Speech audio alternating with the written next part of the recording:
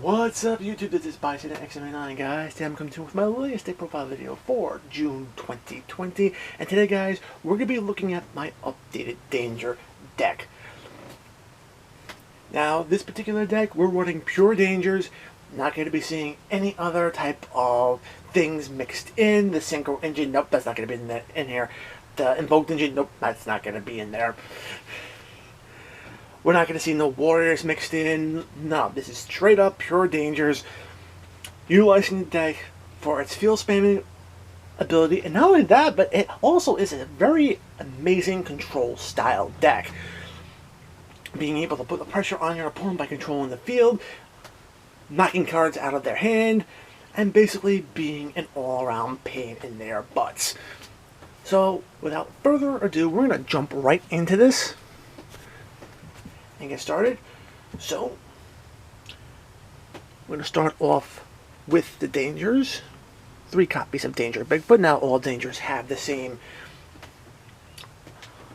effects. They have a discard effect when they're discarded from your hand to the graveyard. There's like a ton of different effects on them. We'll cover as we go through each Danger monster. They also have what I like to refer to as the Hunt effect. Basically, reveal a Danger monster from your hand, shuffle your hand, and then your opponent goes hunting for that monster in your hand. If they select the monster that you revealed, it gets sent to the graveyard. You get the discard effect. If not, the hunt is unsuccessful for your opponent. The monster is special summoned to your field, and you get to draw a card. Big note is that the special summon effects can be utilized multiple times per turn. So if you could bounce cards back from your hand, from the field to your hand, or get them out of the graveyard back to your hand, you can continually to be able to spam the field. Alright. Bigfoot, whenever it's discarded, it allows you to target a face-up card on your opponent's field and destroy it. It's an amazing card. Field control is very awesome in this deck. And 3K body also can swing pretty big. 3 copies of Danger Thunderbird. I like running 3 copies of the Big Bird here, primarily because it is 2800 attack points.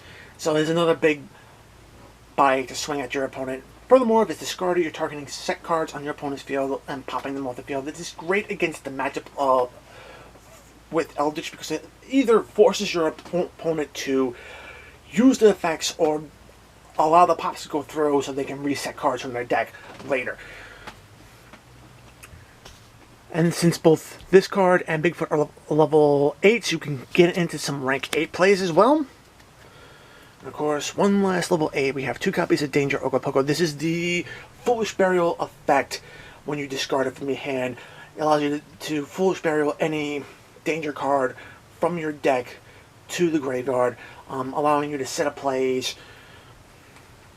and be able to bring cards back with one of the 3 copies of Danger Chupacabra. Chupacabra, its discard effect allows you to target a in-graveyard Danger monster and special summon it back to the field.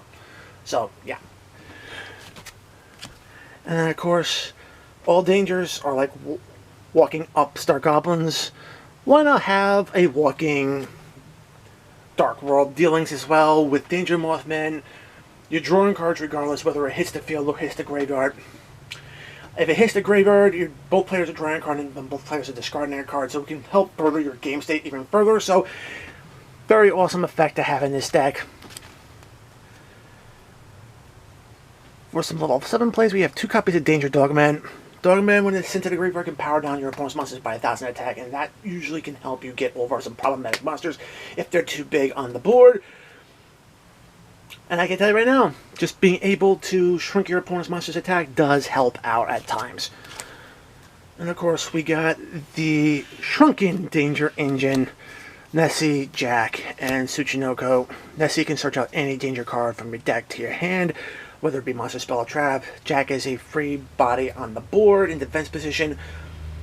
And then Tsuchinoko is also another free body on the board, regardless whether the Hunt effect or its discard effect goes off. So that is it for the monster lineup. Going into the spells, 1 copy of Card Destruction.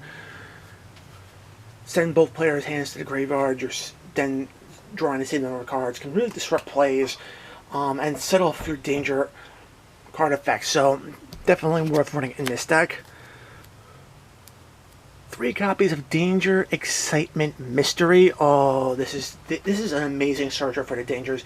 Basically, you take any level 5 or higher danger monster, discard that card to the graveyard, and then you get to search yourself for a level 4 or lower danger monster to your hand.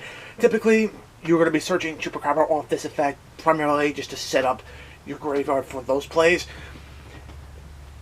Very useful, and you get those discard effects of the bigger dangers as well. So, and speaking of Mothman being a walking Dark World Dealings, how about we just run 3 copies of Dark World Dealings as well? This deck can turbo through a lot of different cards, and just having the draw power in this deck helps it out so much. Again, draw one. Both players draw 1 card, both players discard 1 card, and setting off your various danger effects. This allows you to do multiple different things. 1 copy of Monster Reborn because it is a staple card in any deck. And of course, the 1 card that I love running in this deck that's kind of a board buster for your opponent is the 3 copies of Super Polymerization. Super Poly in this deck is just sick. It allows you to access some pretty powerful fusion type monsters to help bust up your opponent's boards and stop their plays. And I can tell you right now, with particular cards that we have in the game now, it's pretty easy to access. So 3 copies is a no-brainer at this point. And then 1 last extended card, 1 copy of War Legacy Succession. Always useful, brings back a monster from the graveyard to a zone of Lick Monster points to. So, for the back row, 2 copies of Deck Devastation Virus. I can tell you right now, against the matchups like Emancipator, this card plus 1 other trap card is pretty devastating. It really prevents the Emancipator decks from doing anything, and it could potentially force them to scoop. So, yes to this card. Putting pressure on your opponent by taking away other resources like spells and traps. Eradicate Epidemic Virus is another card that needs to be in this deck. You can clear the fields and knock cards out of your opponent's hands. Alright, I know that with Eldritch they can actually then search and set cards from the deck, but hey, thinning out their deck and forcing them to go through a lot of their resources can be a better idea. So definitely worth it.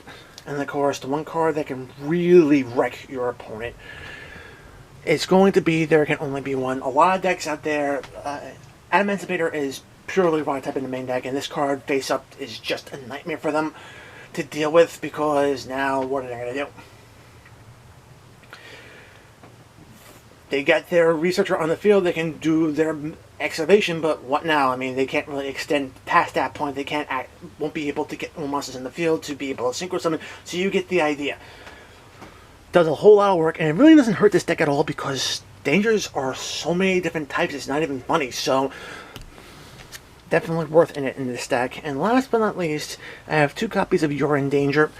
You're in Danger is a very powerful trap card in this deck, primarily because you could have it set on your field, and if your opponent just tries to take it out, you can flip it up and you're getting a free danger monster on the board. You have to reveal 3 danger monsters from your deck. Your opponent picks 1 that special summons that monster to the field, and then the others get shuffled back into your deck. So essentially you're trying to bait them out to give you additional bodies. So very worth it in this deck. And that will wind up the main deck. Heading into the extra deck, 2 copies of Witch Apprentice. Very important in this deck. Power boosts all your Darker Tribute monsters by 500 attack and defense. It powers down any lighter Tribute monsters by 500 attack and defense as well. So even if the Golden Lord of Eldritch comes back on the field with 3500, this card will power down it to 3000, allowing cards like Bigfoot, Dogman, or even Thunderbird to be able to swing over those monsters. So it's definitely a great utilitarian card.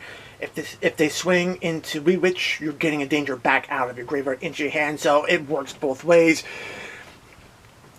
And it just helps you really get your resources going.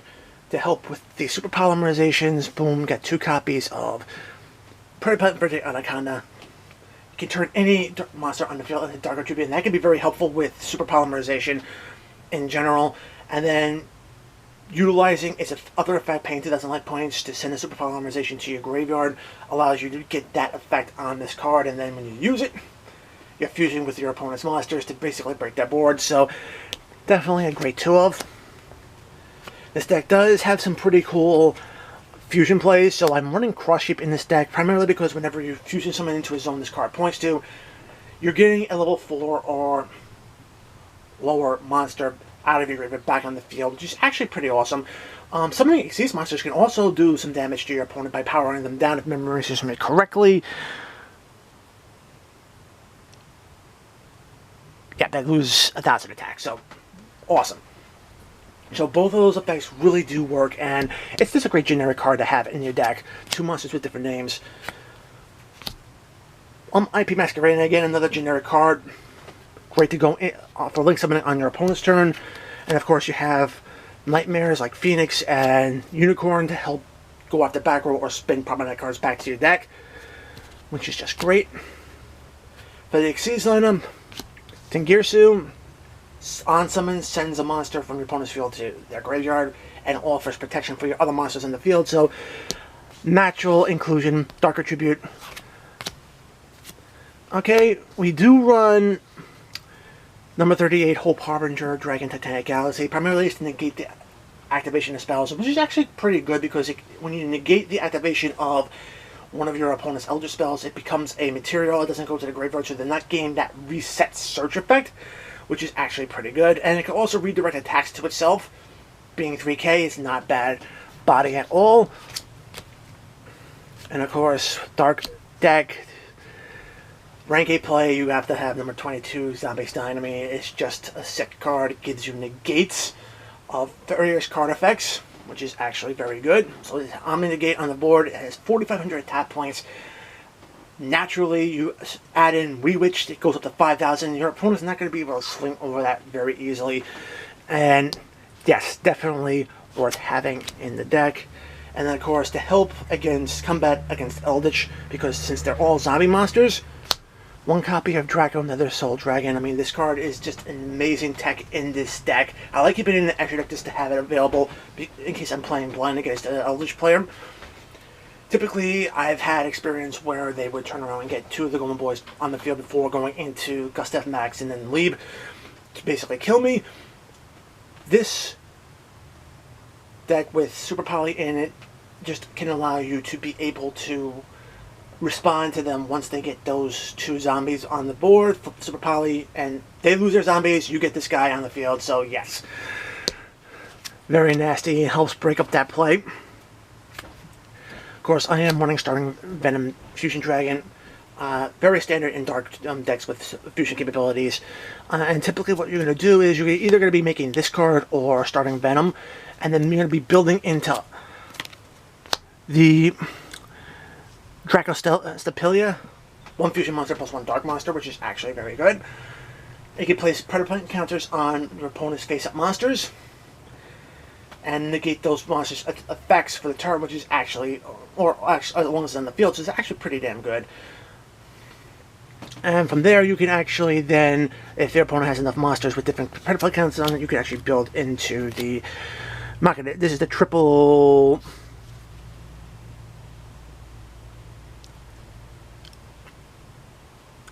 Vertium. I know I mispronounced it, but it's basically going to gain the attack points, original attack points of all the monsters with predator counters on them.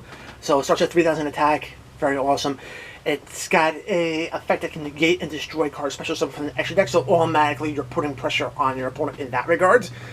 And if this card ever leaves the field, and your opponent has a monster special summon from the extra deck, you can actually bring this card back into defense position.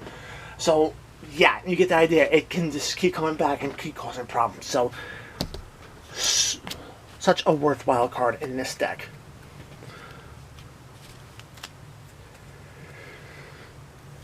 Guys, that is it for my Danger Deck profile for June 2020. Guys, I really hope you enjoyed the video. If you liked it, give it a thumbs up. If you want to see more content like this on my channel, make sure to subscribe and enable notifications so you don't miss any uploads. Check out the description box below. Find the links to my affiliates, TCG Player and SideDeckVersus.com. Both are great resources for any Yu-Gi-Oh player. Guys, follow me on social media Twitter, Reddit. I'm also on Discord. You have the invite link to my Discord server down in the description box below. Alright guys, as always, until next time, peace!